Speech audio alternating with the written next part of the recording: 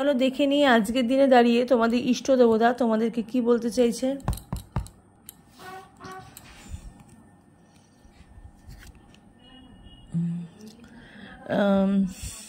উনি একটাই কথা বলতে চাইছে যে তোমাদের যেটা কাজ সেটা তোমরা করে যাও।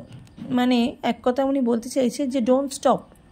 তোমরা যে কাজটা করছো সেটা সম্পর্ক ঘটিত হোক বা ক্যারিয়ার ঘটিত হোক বা যে কোনো জিনিস যেটা তোমরা ম্যানিফেস্ট করছো সেই কাজটা তোমাদের করে যেতে বলছে। অফ থাকতে বারণ করছে, নিজেকে সবসময় ব্যস্ত রাখতে বলছি। এটাতে তোমার সোল, তোমাদের মাইন্ড, তোমাদের ওয়েলথ সবই ব্যালেন্সের মধ্যে থাকবে।